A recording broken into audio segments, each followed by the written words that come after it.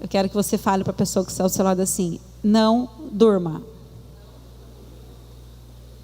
Fala assim para ela assim: quem cochila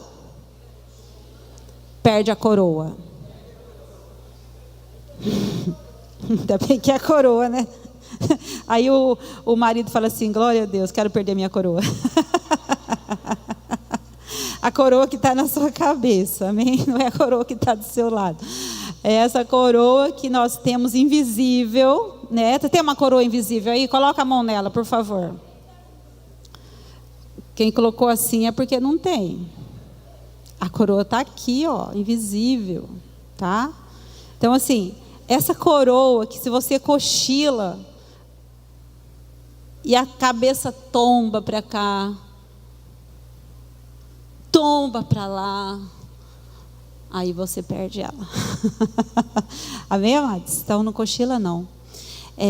Fica atento à palavra de Deus. E se você tiver um cochilo de repente, cuidado com isso, porque isso pode ser algo que você precisa prestar atenção, porque a palavra de Deus, ela é espírito e vida.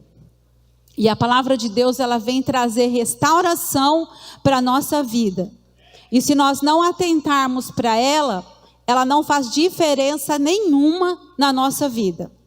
Eu sempre falo assim: a gente entra neste lugar, a gente senta nessas poltronas, a gente sai e não tem mudança nenhuma. Porque nós não permitimos que a palavra de Deus ela entre no nosso coração. Nós simplesmente fechamos o nosso coração por algum motivo ou por outro, seja recente ou passado, e muitas vezes a gente guarda e não deixa que a palavra de Deus entre no nosso ouvido e entre no nosso coração. Assim, ó, aqui na frente. Ele ficava com a mãozinha assim, ó. Tem gente que não sabe, então eu vou falar. Quem já sabe vai ouvir de novo. Aí ele ficava assim, ó. E um pastor falou assim para ele assim: ô filho, por que toda vez na hora da palavra você põe a mão aqui no ouvido? Eu imaginei, o pastor falou assim, eu imaginei que tinha algum problema no ouvido. Mas ele falou assim: não, pastor, sabe o que é? A minha mãe fala assim, que a palavra de Deus, ela não pode entrar por aqui e sair por aqui. Então eu estou tampando esse ouvido para que ela não saia por aqui, para que ela desça no meu coração. Então ele fez literalmente, ele colocou a mão no ouvido para não escapar para o outro lado, mas para que ela ficasse guardada no coração. Amém, amados? Então vamos ler a palavra de Deus. Lucas capítulo 15, o versículo que nós vamos ter como base é a parábola da moeda perdida, da dracma perdida. E o tema que nós colocamos hoje é recuperando valores perdidos. Recuperando valores perdidos. Diz assim o texto: quem achou, diga amém. Quem não achou, diga misericórdia, Jesus, da minha vida, Senhor. Tá bom, tá aí no seu coração a palavra, já sei. Vai falar: pastor, nem precisa que está no coração. Glória a Deus, aleluia. Lucas 15, 8. Ou qual é a mulher que, possuindo 10 dracmas e perdendo uma delas, não acende uma candeia, varre a casa, varre a casa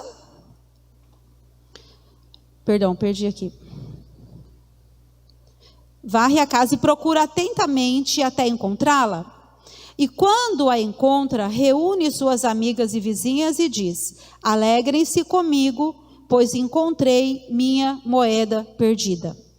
Eu lhes digo que, da mesma forma, há alegria na presença dos anjos de Deus por um pecador que se arrepende. Amém? Olha que legal, né? Pode sentar. No contexto dessa parábola que nós acabamos de ler, essa parábola, ela está inserida em um conjunto de parábolas. 3 parábolas aqui. Se você ler aí na sua Bíblia, você vai ver que ela está no meio de 3 parábolas. Essas 3 parábolas que nós vimos aqui nesse texto, nós percebemos que elas têm o mesmo viés.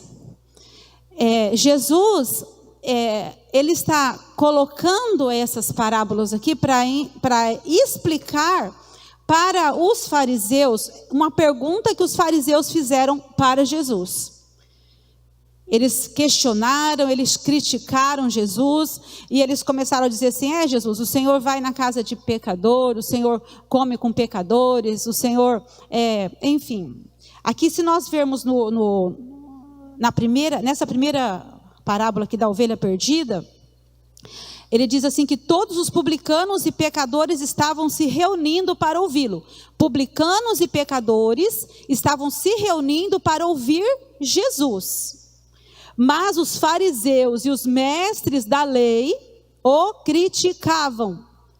Este homem recebe pecadores e come com eles. Então Jesus lhe contou esta parábola. Aí ele começou a contar a parábola da ovelha perdida. Ele diz: qual homem que tendo 99 ovelhas e uma se perde, não vai atrás dela? Aí depois ele fala da dracma. E depois ele fala dos filhos que se perderam, do filho que se perdeu, que é o filho pródigo. Então essas 3 parábolas, ela quer dizer uma coisa só. Jesus está usando essas 3 parábolas para dizer o amor do Pai para conosco. O amor do Pai para com o perdido, para com o pecador, para com as pessoas que verdadeiramente necessitam deste amor dele. Desta atenção, deste Pai, deste que realmente se entregou por nós. E no contexto dessas parábolas, parábola quer dizer uma forma de Jesus para ensinar algo divino. Ele usa algo terreno para ensinar algo divino, ok? Algo que é do céu. Ele usa coisas que as pessoas sabem, no contexto da vida diária, para ensinar algo que é do céu, que é eterno, para ensinar valores que são valores eternos, que são valores do céu para as nossas vidas. Na primeira parábola, a ovelha que se perdeu, ela se perdeu fora, ela saiu fora. Nesta parábola, esta mulher perdeu a dracma, ou a moeda, dentro de casa. Na parábola dos filhos, um se perdeu dentro e outro se perdeu fora. Entendeu? Então, a ovelha se perdeu fora, a dracma dentro, e os filhos um dentro e um fora. Porque o que estava dentro se perdeu também, ele não sabia o que ele queria da vida, o filho pródigo, né? O que ficou também estava perdido. O que saiu se perdeu, e o que estava dentro também estava perdido na casa do pai. Ele não sabia quem era o pai de verdade. Ele não sabia quem era o pai dele dentro da casa do pai. Então, ou seja, são coisas que nós muitas vezes perdemos, ou fora, ou dentro e fora. Entende? Então, olha o contexto que Jesus usa nessa parábola. E ele, no final de todas essas 3 parábolas, tem uma festa. Ele faz um fechamento com uma festa, com algo que é agradável, com algo que é restauração, por conta de algo que foi perdido, algo que foi encontrado e algo que foi perdido. Então, perceba uma coisa aqui. Quando se fala de dracma, a dracma era uma moeda grega. Ela tinha um valor monetário, uma moeda de prata, grega, e ela equivalia a 1 dia de trabalho. Então, uma moeda de prata, uma dracma, ela equivalia a 1 dia de trabalho. Jesus, então, ele estava ensinando, né, através dessa mulher que ele contou aqui essa parábola, como ilustração, porque as pessoas, elas sabiam do que ele estava falando, entendeu? Ele estava falando de um costume da época. Quando um rapaz, ele se interessava por uma moça, ele entregava um colar contendo 10 moedas, 10 dracmas. Então aquilo era algo que ele entregava para ela. Um colar que tinha essas 10 dracmas, 10 moedas. Esse colar, essa mulher, essa moça, ela poderia usar esse colar tanto normal no pescoço, ou ela poderia usar como um pendente aqui na cabeça, ou no véu, pendurado no seu véu. E logo que, então as pessoas estavam compreendendo o que ele disse, porque ela perdeu uma moeda, um valor. Entenda que esse valor aqui não é simplesmente um valor monetário, mas é um valor que ela tinha muito importante. Olha só, essas moedas, trazendo na verdade para um entendimento, era o compromisso, era o comprometimento desta mulher, dessa moça, com este rapaz que estava enamorando, desse noivo. E quando este noivo chegasse, ele precisava então que ela tivesse todas as moedas. Ela tivesse o cuidado com essas moedas e não perdesse. Era um valor muito importante para ela. Então, ou seja, trazendo para a nossa realidade, aquele colar, ele representava uma aliança, um compromisso. Todas as pessoas que vê no seu dedo, por exemplo, você carrega uma aliança, você que é casado ou noivo, as pessoas olham para a sua mão e falam assim: essa pessoa tem um compromisso. Essa pessoa é comprometida. Essa pessoa tem uma aliança. Ela leva uma aliança no dedo dela, então ela é comprometida. Muito embora tem pessoas que não valorizem muito isso, a questão da aliança no dedo externo, né? Mas ele é importante também. É um adorno, é uma peça importante, a aliança. Significa que você valoriza o externo e valoriza o interno também. Não quer dizer que carregar uma aliança no dedo significa que você é fiel.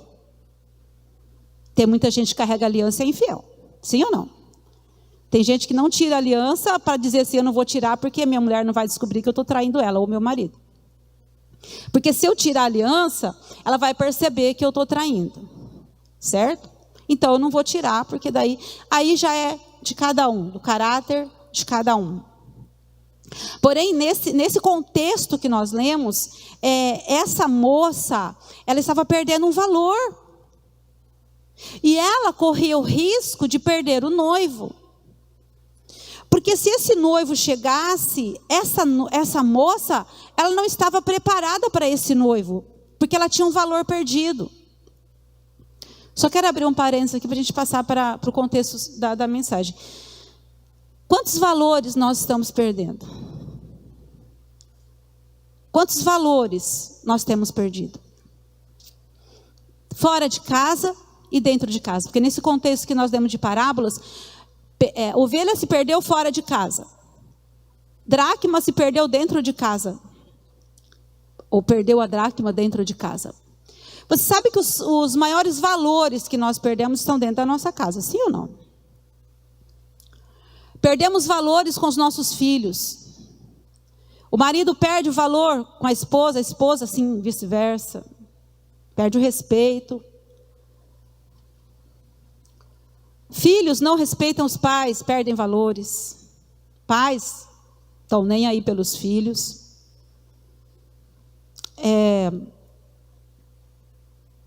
Eu estou atendendo uma adolescente e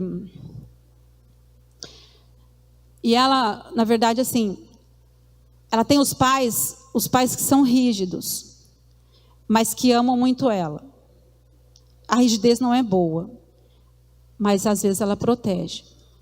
Então, a rigidez ela pode causar nas crianças, nos adolescentes, problemas, como a falta de amor e de cuidado também causa vários tipos de transtornos e até mesmo de neuroses. E essa adolescente, ela fala para mim que ela tem amigas que são adolescentes da mesma idade dela, que os pais não ligam para nada. Os pais nem perguntam onde estão, o que estão fazendo e com quem estão. É bom isso? Não. Né? Negativo. Então são coisas negativas. Coisas que são, que nós podemos entender, que são valores que nós precisamos para o nosso desenvolvimento como pessoa, como ser humano, como cidadão, enfim. Mas esses valores, eles estão se perdendo.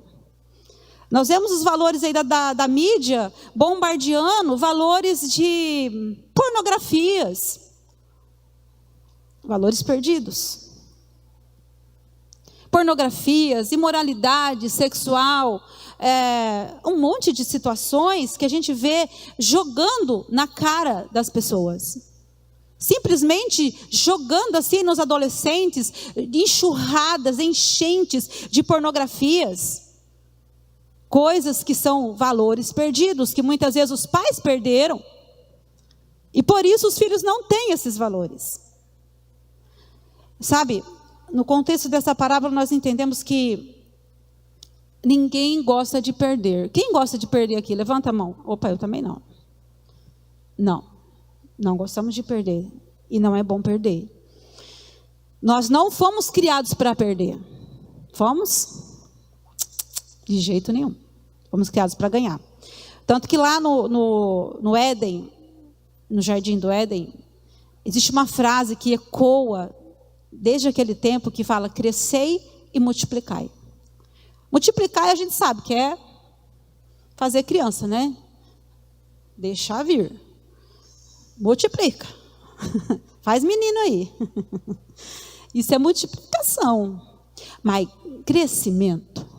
Cresçam. O crescimento, o crescer, né? O ser grande, o crescer, o não perder, faz parte desde aquele tempo na vida do homem. Mas, mesmo sabendo que nós somos criados para ganhar, mesmo sabendo que nós somos criados para não perder, para não ter perdas na nossa vida, ao longo da nossa vida, nós entendemos que existem coisas que nós só conseguimos entender nas perdas. Que nós só conseguimos interpretá-las e valorizá-las nas perdas. No ganho, muitas vezes, você não valoriza. Mas quando você perde, você tem um ganho. Né? Então, as perdas, na realidade, elas podem nos ensinar muito mais do que os ganhos. Quando nós perdemos algo, nós podemos aprender muito mais. Tem uma frase do Augusto Cury que diz assim, até acho que eu mandei para a Michelle essa semana: a vida é uma grande universidade, mas pouco ensina a quem não sabe ser aluno. A vida é uma grande universidade, mas ela vai ensinar muito pouco para quem não sabe ser aluno. Para quem não sabe viver as perdas de uma forma pedagógica. De saber que você perdeu algo e aquilo foi pedagógico. Deus estava te ensinando algo naquilo e você não prestou atenção naquela perda. E aí você continuou a vida sem prestar atenção, perdendo sempre, não aproveitando aquela perda para se levantar e para aprender com ela, mas dando murro em pontas de faca e não aprendendo nada. Certo? Sabe, Salomão, ele diz lá em Eclesiastes 7:2, nós falamos da perda, né? Que é melhor ir na casa do luto do que ir numa casa de festa. É melhor ir num velório do que numa festa. Parece contraditório, não é mesmo? Quem que gosta de velório? Só eu? Também não gosto. Mas eu acho que no velório a gente aprende muito. Eu acho não, tenho certeza. Quem gosta de festa aqui? Ué! Aleluia! Glória a Deus! Até joga o chapéu para cima, né? Todo mundo gosta de festa. Mas na festa a gente aprende o quê? Só celebrei ali, voltei para casa e não aprendi nada, não tive nenhuma lição. No velório, quando você está lá, você aprende. Alguém está lá sendo sepultado ali, sendo velado. Aí você olha para aquilo, alguém chega e fala assim, olha para o dono do defunto. Morreu do quê? Aquela cara, né, de... Morreu do quê? Aí você fala assim, bebeu muito. Morreu. Cirrose. Aí, aquela pessoa que olhou ali e falou assim, morreu de quê? Ele bebe. Aí ele vai pensar. Morreu? Cirrose? Eu também bebo. Meu Deus, eu não quero morrer. Então eu vou morrer, mas não agora. Então eu vou parar de beber. Pelo menos é o que é para acontecer. Aprendeu algo. Então, tem perdas que nos ensinam mais do que ganhos. Vamos ver as lições que essa mulher ensina a gente hoje, para a gente poder seguir aqui. Primeira coisa, nós aprendemos nessa lição. Valorize o que você tem. Valorize o que você tem. A maior dor, queridos, não é a dor da perda. É a dor do remorso. É a dor do remorso. Pode ver, você pode prestar atenção. Se você não prestava atenção, comece a prestar. A partir de hoje. Quando você vai no velório. Quem é que mais dá trabalho em velório? Quem perdeu? Está sofrendo a dor da perda? Ou quem está com remorso? Porque não fez enquanto viveu. Os mortos, na verdade, eles recebem mais flores do que os vivos, sim ou não? Por quê? Porque o remorso é maior que a gratidão. Que a pessoa vai lá, porque ela está com remorso, então ela vai lá oferecer flor, porque ela, durante a vida dela, ela não deu nenhuma flor. Agora eu vou compensar o que eu perdi. Compensa? Não compensa. Não dá jeito. Então valorize o que você tem. Valorize. Essa mulher, ela valorizou aquela moeda que ela tinha. Ela tinha perdido dentro de casa. Vou fazer mais outro parênteses aqui. O que é que você está perdendo dentro da sua casa? Dentro de casa a gente perde muita coisa. E ela perdeu dentro da casa dela. Não foi em um quintal, não foi em outro lugar. Ela sabia onde ela tinha perdido. Dentro de casa. Eu perdi aqui, ó, dentro de casa. Mas ela estava valorizando, mesmo ela tendo 10. Talvez ninguém nem sabia que ela tinha perdido. Talvez as amigas que ela chamou no final aqui da parábola, nem sabia que ela tinha perdido, porque ela ainda tinha 9 penduradas ali, sei lá onde estava. Estava no véu, se estava no pescoço ou se estava na cabeça. Elas não iam ficar contando assim, ó, 1, 2, 3, 4, 5, 6, 7, 8, 9. Amiga, você perdeu uma dracma. Você tem 9. Ninguém ia ficar contando. Mas ela sabia que ela tinha perdido. Ela sabia, porque ela contava. Perdi.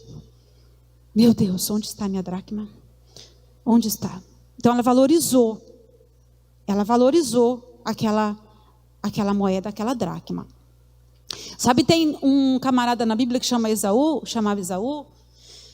que ele não valorizou a primogenitura dele, que ele vendeu por um prato de lentilha. Vendeu por um prato de lentilha. Então ele não valorizou a herança dele de primeiro filho, de filho mais velho. Ele vendeu para o seu irmão. Porém, em contrapartida, tem um outro homem na Bíblia chamado Nabote. Quem aqui já ouviu falar de Nabote na Bíblia? Nabote. Poucas pessoas. Nabote, o que ele tinha, meu sogro? Uma vinha. Ele tinha uma vinha. E ele cuidava daquela vinha. Acontece que Acabe, o rei de Samaria naquela época, ele pegou e ele queria muito aquela vinha desse Nabote. Como ele era rei, ele achava que ele podia ter tudo. Mas aquela vinha era uma herança. Não era do rei. Era a herança de Nabote. Então ele não podia simplesmente ir lá e chegar assim, ó, me dá a sua vinha, pronto, acabou. Ele chegou para Nabote e falou assim, viu? Tem uma vinha lá perto da sua casa, do lado do meu palácio, porque a vinha dele ficava do lado do palácio do rei. E ele falou assim, me vende essa vinha, eu vou fazer uma horta lá. Já que está do lado do meu palácio, então me vende, eu pago para você. Para mim não é problema, dinheiro. Eu te pago. Vende essa vinha para mim. Propina. Vende para mim essa vinha, eu pago o que você quiser. Nabote falou, é minha vinha. É pouco o que você tem, mas é seu.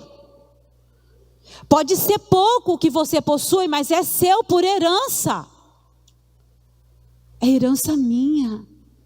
Eu ganhei dos meus pais essa vinha, eu não vou dar. Eu não vou vender, eu não dou, não vendo, não empresto. Falou para o rei. Qual foi a atitude do rei? Chateei. Magoei. O rei voltou para casa. Deitou lá no quartinho dele. Virou as costas para a parede. Ficou lá que nem um banana. A mulher dele, quem que era a mulher de Acabe? Jezabel. A Jezabel, a Jeza para os mais íntimos, ela olhou para Acabe, viu que ele estava triste, viu que ele estava lá magoadinho, porque tinha perdido a vinha. Nabote não entregou a vinha, falou, não, a minha vinha você não vai pôr a mão não. Ele falou assim, ela falou, por que você está aí, triste, o que aconteceu? Aí ele, Nabote não vendeu a vinha, queria muito aquela vinha, sabe aquela criancice, infantilidade, falta de maturidade? Acabe tinha. Acabe era uma criança, era infantil demais, era um rei, mas era uma criança. Então, ele não me deu a vinha, não vendeu a vinha. Ela falou, o quê? Não, eu não vou aceitar esse negócio. O que ela fez? Foi lá, pegou o anel, selou uma carta lá e falou assim, olha, vocês vão vir para cá e vão falar que Acabe falou contra o rei. Enfim, fez uma acusação contra Nabote. Vocês vão falar isso, né, que Nabote pecou contra o rei e falou besteira e falou contra Deus. Fez uma acusação para Nabote. Conclusão. A vinha que era de Nabote, ela pegou, mandou matar Nabote. Nabote morreu, mas ele não entregou a vinha. A vinha foi pro Acabe. Quando ela chega em casa, ela diz assim, sabe aquela vinha que você queria? Tá aqui, é sua. Sabe aquela, vamos usar um exemplo aqui para a gente entender. Sabe aquela mãe que protegeu esse filho Acabe até não querer mais? Aquela mãe protetora, super protetora, que protegeu esse Acabe. Filhinho chega em casa, brigou lá na escola ou fez alguma coisa lá na escola. Essa mãe de Acabe, ela pegou e falou assim, quando chega em casa o filho reclama, ela vai lá e fala assim, espera aí que eu vou lá na escola. Eu vou mostrar para essa professora quem é o meu filho. Ela está pensando o quê? Meu filhinho não vai ser assim não. Eu vou proteger. Vou. E o Acabe era assim. Ele era criado assim, criadinho assim. Casou com uma mulherzinha que também protegeu esse Acabe. E ela chega assim, filhinho, Tovinha, é sua, toda sua. Gente, mas teve uma consequência terrível. Lê lá depois, se você vê em 1 Reis 21. Você vai ver a história de Nabote, que ela morreu, Jezabel. Nabote, o Acabe, Deus usou Eliseu para dizer para ele, você fez coisa errada, você fez isso, fez aquilo. Enfim, toda aquela situação. Claro que depois ele se arrependeu do que fez, porém, a morte de Jezabel, o cão lambeu ela na rua, né? Foi morta e o sangue dela verteu-se ali pelas ruas e os cães lamberam o seu sangue, por tudo aquilo que ela havia feito. Mas bora lá. Nabote protegeu ele até a morte, a sua vinha. Nós precisamos valorizar aquilo que nós temos, mesmo que seja pouco, mesmo que seja muito humilde, mas valorize o que você tem. A segunda lição aqui, seja humilde. Reconheça que você perdeu. Seja humilde. Reconheça que você perdeu. Ela reconheceu que ela tinha perdido. Ela podia simplesmente não ligar para aquilo. Olhar para aquele colar com 9 apenas valores, com 9 dracmas e dizer, não tem problema, eu perdi uma, mas não tem problema. Sabe quem não liga para o que perde muitas vezes, assim, eu perdi, está tudo bem, eu perdi não sei o quê. tem coisas que nós temos que flexibilizar, mas tem coisas que não dá para ficar perdendo sempre. E aí vai perdendo. Quando você vê, você já perdeu um monte de coisa. E ela foi atrás. Ela disse, não, eu vou me humilhar, eu vou reconhecer que eu perdi. Tem pessoas que não reconhecem que perderam. O nariz é tão empinado que estão perdendo na vida, mas não reconhecem que estão perdendo.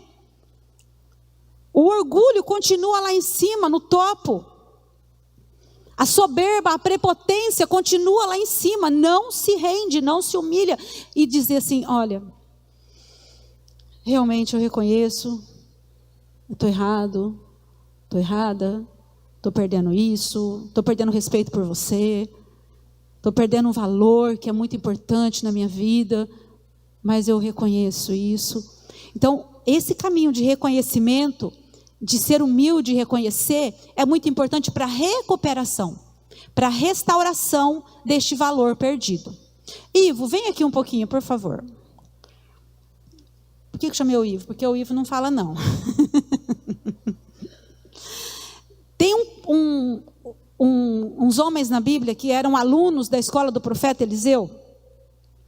E um dia, esses alunos do profeta Eliseu, lá em 2 Reis capítulo 6 fala isso. Fica aqui, pô.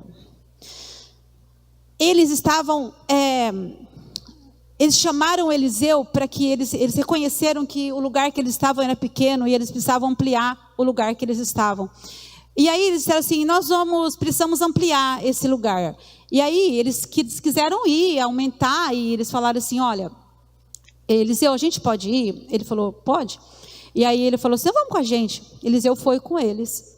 E quando eles chegaram no lugar para cortar os lenhos, né, as madeiras, para ampliar o lugar, um deles, ele estava cortando, corta aí, Ivo, a árvore, lá em cima no topo, ó. Tá. Aí e caiu o machado na água. O machado dele se perdeu. Ele tinha perdido o machado. Quando ele vê que ele caiu, o machado dele caiu, o ferro do machado, ele olha e fala assim, ai meu Deus, perdi meu machado. É assim que ele fala. Ele reconhece que perdeu. Quando o machado cai, ele podia falar assim, deixa, não é meu mesmo. Porque não era dele, era emprestado. Um parênteses aqui. O que você tem é emprestado, não é seu. O dom que Deus deu para você é emprestado. Deus emprestou para você. E muitas vezes você está perdendo o dom que Deus te deu. E você não reconhece que está perdendo. Ai meu Deus, era emprestado. O que eu vou fazer? O que ele faz? Ele vai para Eliseu. Eliseu, muito humilde. Eu não sei nem como te falar, sabe? Ele fica assim, quando você sabe, vai falar uma coisa, você fica assim, não sei nem o que te falar. Mas eu perdi meu machado. Não era meu, era emprestado. Aí ele fala assim, onde você perdeu? Onde foi? Que lugar? Você sabe mais ou menos me falar? Ali? Mas mostra mais ou menos. Ali? Ah, tá. Beleza. Mais ou menos aqui? Foi. Aí Eliseu pega uma madeira e joga para cima e aquele machado flutua. O machado vem para cima da água. Aí ele fala assim, Eliseu podia falar assim, vem para a superfície aqui, mas vem para cá também, porque vai facilitar para o meu amigo pegar o machado. Aí ele caiu, foi lá no meio. O machado veio. Aí Eliseu falou assim, pode pegar. Opa, não é assim não. Abaixa. Deita. Tá limpo o chão, pode ficar sossegado. Não, não é assim não. De bruço. De bruço. Ele tenta pegar. Ele vai mais para lá. Vai. Ele estica. Ele vai. Eu vou conseguir, eu vou. Aí ele veio. Pá, uau. Yes. Peguei meu machado. Pode ir. Ele consegue pegar o machado, mas ele pensou que ia ser de leve. Tá aqui. Tá. Você perdeu algo e quer ser que seja levinho para encontrar. Tudo fácil. Fast food. Tudo muito fácil. Quando a gente perde algo, a gente precisa ser humilde para reconhecer que a gente perdeu. Senão a gente não vai encontrar. Não vai recuperar. Reconheça, seja humilde. Para essa mulher reconhecer, ela precisou também identificar onde ela tinha perdido. Ela tinha perdido dentro de casa. Aquele moço que perdeu o machado, ele precisou identificar onde você perdeu. Aqui, ó, foi bem aqui. Você sabe onde você perdeu. Você sabe o lugar que você perdeu. Qual foi o momento da sua vida que você perdeu algo? Foi lá, naquele lugar. Foi naquela situação. Foi naquele momento. Quando, por exemplo, alguém me ofendeu. Foi naquela hora eu perdi algo.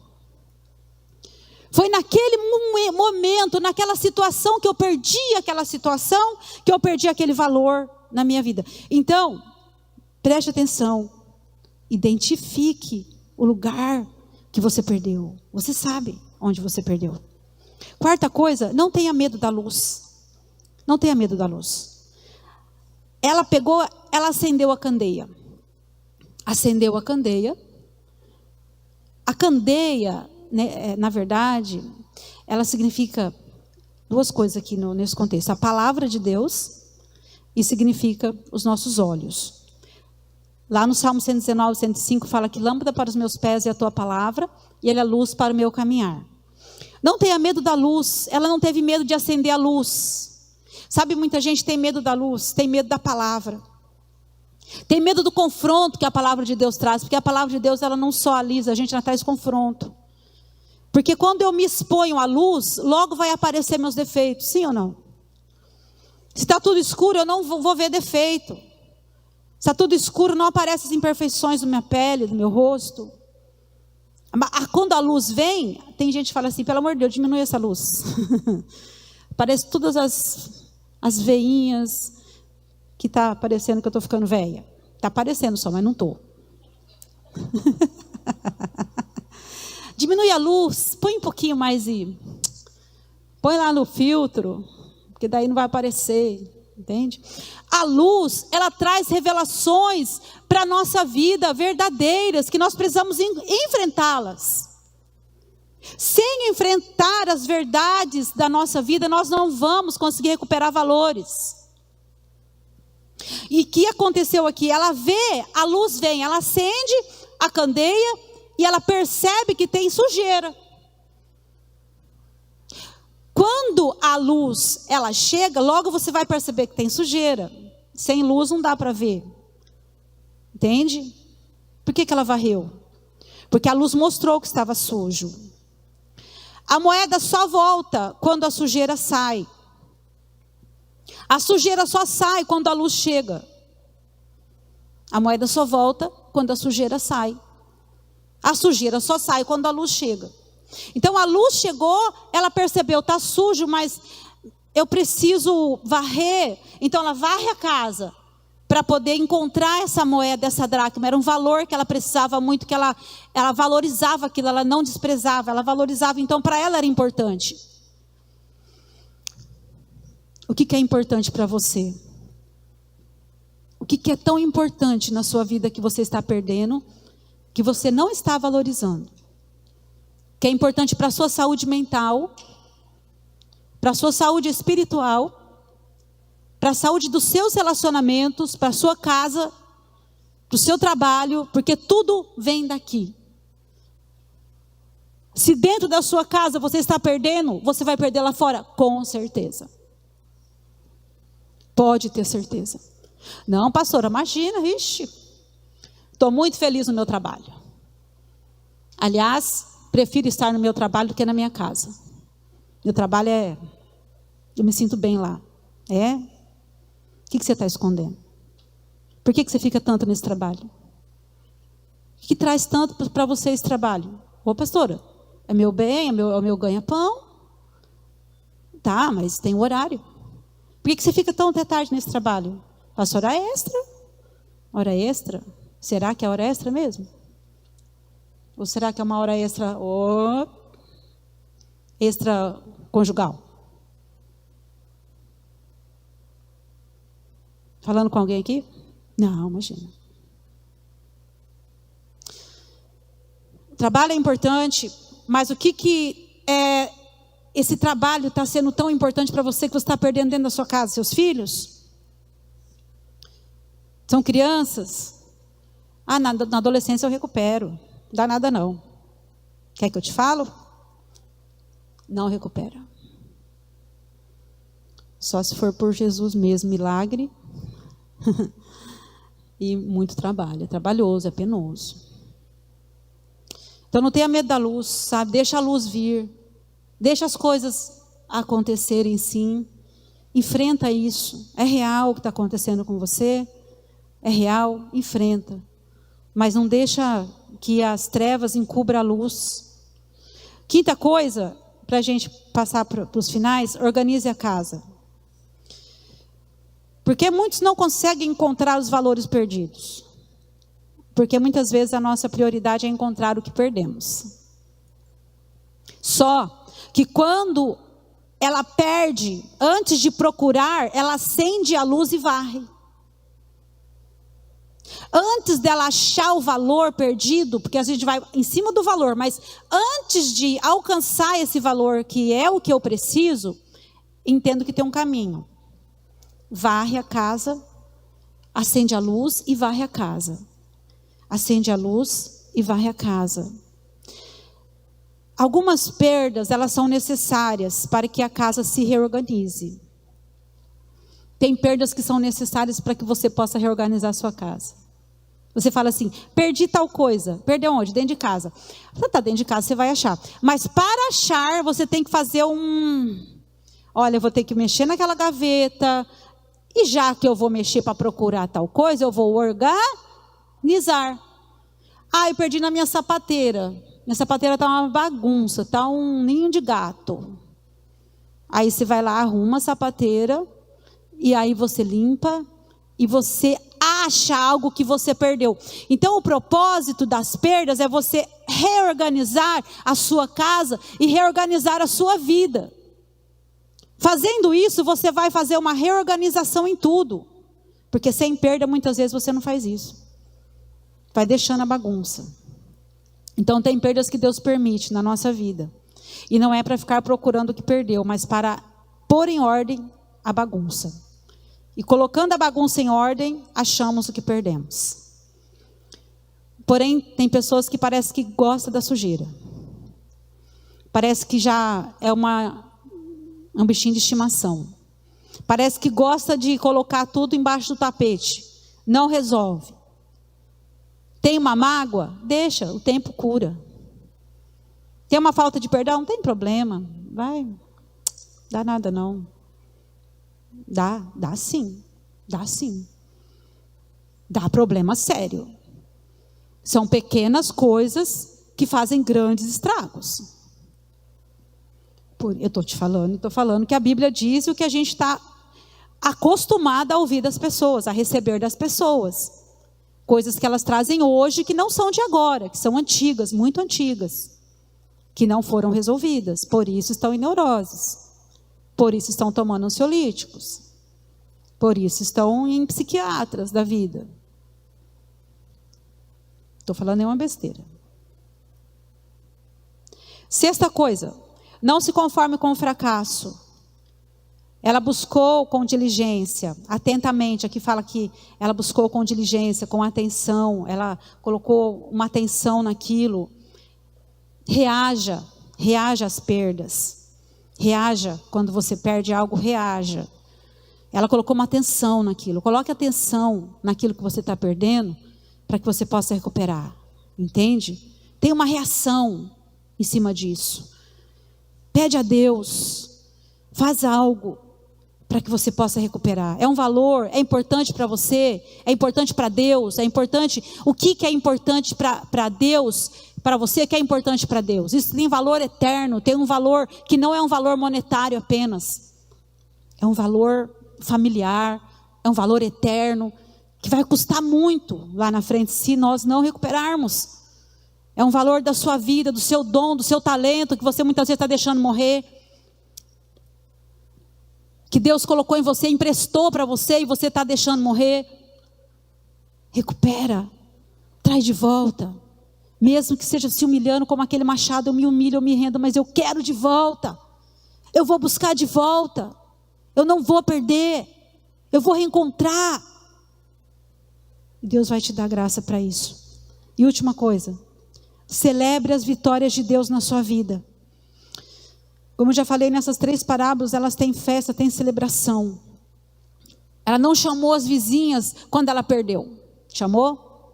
Ela chegou quando ela percebeu que ela perdeu a dracma, ela contou, ela perdeu, ela foi lá, vizinha, socorro, perdi minha dracma. Vem chorar comigo.